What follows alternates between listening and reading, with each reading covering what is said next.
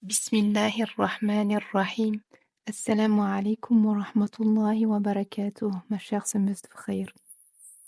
Un hadith qui m'a beaucoup touchée et qui appelle à la réflexion. Une histoire qui parle de faim, de pauvreté, mais surtout de générosité et de foi. C'est le récit d'un homme affamé qui est venu demander au prophète sallallahu alayhi wa sallam à manger. Une histoire simple en apparence, mais qui porte une immense leçon pour nous tous. Nous sommes à Médine, en pleine journée. Le soleil tape fort. Un homme affaibli par la faim marche péniblement dans les ruelles de la ville. Son ventre est vide, ses forces l'abandonnent. Il n'a rien à manger, et plus que cela, il n'a personne vers qui se tourner. Dans sa détresse, une idée lui vient. Aller voir le prophète Mohammed, sallallahu alayhi wa sallam. Lui, il est toujours présent pour les plus démunis. Le prophète sallallahu alayhi wa sallam était en compagnie des compagnons, et ils étaient témoins de la situation de cet homme affaibli. Cet homme dit, Ya Rasulullah, je suis un homme épuisé. Le prophète sallallahu alayhi wa sallam écoute avec bienveillance. C'était un homme qui faisait partie de sa Ummah. Il était donc responsable de lui face à Allah Azawajal. Il envoya donc directement un messager des Ansar vers ses épouses et leur dit, le messager d'Allah vous passe le salam et vous dit que vous avez un invité. Avez-vous de quoi le nourrir? Mais elles répondent toutes de la même manière, subhanallah, en jurant que celui avec qui il t'a envoyé avec la vérité, la maison est vide. La ilaha illallah.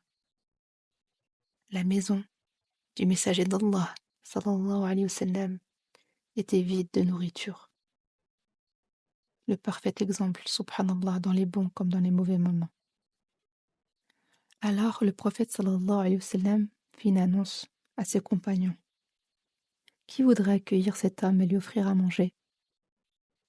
Un ansar se lève et dit, moi, alors qu'il ne sait même pas ce qu'il a chez lui. Il est parti vite chez son épouse et lui dit, j'ai à l'invité du prophète. Avons-nous quelque chose à manger? Elle répond, nous n'avons qu'un seul repas, juste de quoi nourrir nos enfants. Cet homme, qu'Allah soit satisfait de lui, dit à son épouse, fais dormir les enfants, ce n'est pas grave, s'ils dorment une fois sans manger. Ensuite, ramène le repas à notre invité, qui plus est l'invité du messager d'Allah. Ensuite, va vers la bougie, fais comme si tu voulais l'arranger, et éteins-la. Pourquoi il a pensé ainsi? Afin que l'invité puisse manger tout le plat pour lui. Subhanallah. Quelle magnifique initiative d'utiliser son intelligence dans le bien et non le faux pour manger le haqq des gens. Ma chère semeuse de khayr, utilise ton intelligence dans ce qu'Allah aime et agrée. Cet ansar qu'Allah agrée a utilisé son intelligence pour satisfaire son invité, pour satisfaire le messager d'Allah sallallahu alayhi wa sallam. Et dans la satisfaction de Rasulullah sallallahu alayhi wa sallam, il y a la satisfaction d'Allah azawajal. Ainsi, cette femme pieuse éteint la bougie, et l'invité pense que tout le monde boit et mange. Il ne voit pas que ses hôtes ne participent pas au repas. Mais Allah est témoin. Le lendemain matin, le prophète sallallahu alayhi wa sallam annonce à l'homme que Jibril alayhi salam est venu de la part d'Allah pour lui dire ce qu'il s'est passé, et qu'Allah a été étonné de cela, subhanallah. À travers leur comportement, ils ont confirmé ce qu'Allah Azza wa Jalla a dit dans la sourate Al-Hashr, verset 9. وَيُؤْثِرُونَ عَلَى أَنفُسِهِمْ وَلَوْ كَانَ بِهِمْ خَصَاصَةٌ. Et qui les préfèrent à eux-mêmes, même s'il y a pénurie chez eux. Ce verset a été confirmé chez tous les Ansar et chez cet homme, car il avait besoin de ce repas. Il aurait pu se taire quand le messager d'Allah sallallahu alayhi wa sallam a demandé qui veut inviter l'invité du prophète. Un autre aurait pu se proposer, mais il a souhaité concurrencer dans le bien. Ma chère semeuse de khayr, concurrence-toi dans le khayr, en étant généreuse, afin de t'éloigner de l'avarice, car Allah nous dit ومن يوق شح نفسه فأولئك هم المفلحون.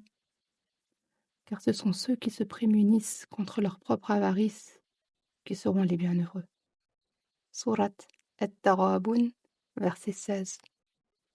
Allah est Al-Karim et il aime Al-Karam.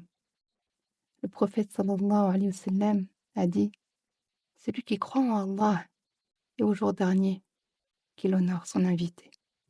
Subhanallah.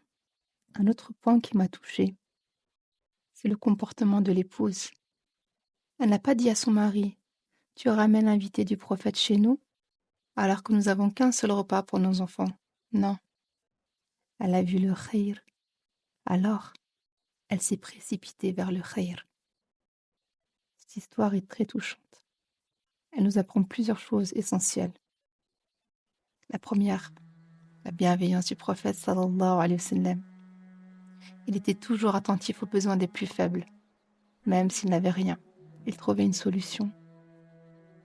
Ensuite, nous avons le dévouement des compagnons. Ils n'ont pas hésité à donner leur propre nourriture pour un autre, mettant l'intérêt d'autrui avant le leur.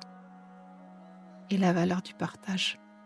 Ce compagnon et son épouse ont reçu une récompense immense, car Allah aime ceux qui donnent avec sincérité. Aujourd'hui, dans un monde où l'individualisme prend le dessus, ce hadith nous invite à revoir notre rapport au partage et à la solidarité. Combien de fois avons-nous croisé quelqu'un dans le besoin sans réagir? Et si, à notre échelle, nous commencions à poser des actes simples, offrir un repas, tendre une main, partager même un sourire?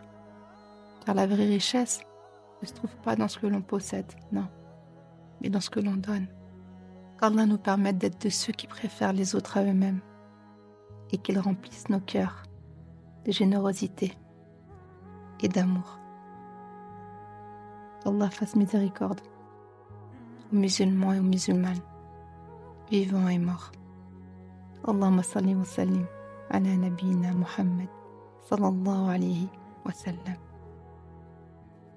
Je ne vais pas te demander de t'abonner, ni de liker et de partager. Ce projet est une semence de bien que je confie à Allah Azza wa Jal, en espérant qu'il l'accepte et qu'elle porte ses fruits. Assalamu alaikum wa rahmatullahi wa barakatuh.